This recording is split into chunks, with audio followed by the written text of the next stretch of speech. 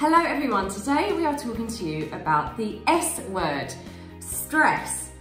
So I'm sure we're all fairly familiar with the emotional and mental indicators that we are feeling stressed, but what's actually going on for us within our body physiologically with regards to our hormones? That's what we're going to talk to you about in this short video. Now, it's important to note that some stress is actually good for our performance, but we individually will all have different levels of stress at which we reach optimum performance or tip over into being overstressed.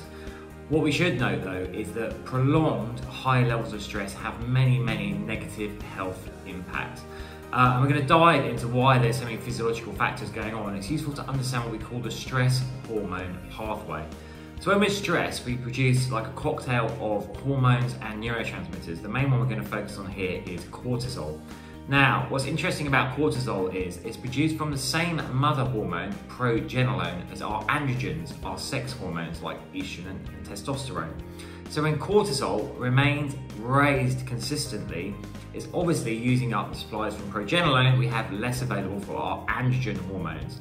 So what kind of effects could you expect? Well, weight gain, low mood, loss of libido, fatigue, tiredness, loss of motivation. These are just some of the effects of stress.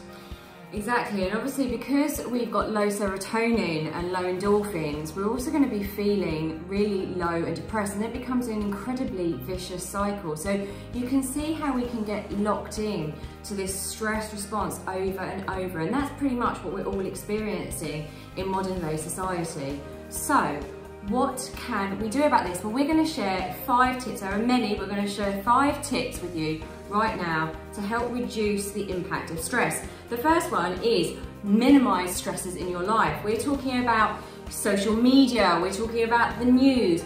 Also, it's difficult sometimes to remove the people that stress you out, but try and mitigate the impact that they're having. Maybe go for a walk, do a little bit of meditation, do some exercise. Yeah, step 2, practice stress management techniques. So those include things like meditation. This doesn't have to be sitting still. It could be a moving meditation like running or getting out into nature. Lots of research from Japan where forest bathing is a thing, that getting out into nature lowers cortisol levels, lowers heart rate and lowers blood pressure. Yes, and obviously I just mentioned there, exercise. We're obviously going to be big believers in exercise, but it's science as well. It really helps to release stress and reduce depression.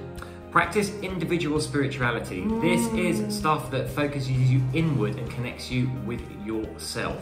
Exactly, and the piece there is individual. It's different for everyone, so just practice what feels good for you. And also finally, seek support. Seek support from a network of people that lift your spirits, lift your soul. They're actually are high vibing people. You know, we've actually got, shameless plug here, we have a Facebook community, the Midlife Mentors community, that is just amazing. We're there to connect with you, to build that community and to share our support. So having that is really helping people during these stressful times. Yeah, we'd love to see you in there. Yeah, sending you lots of love, and we hope you found that helpful.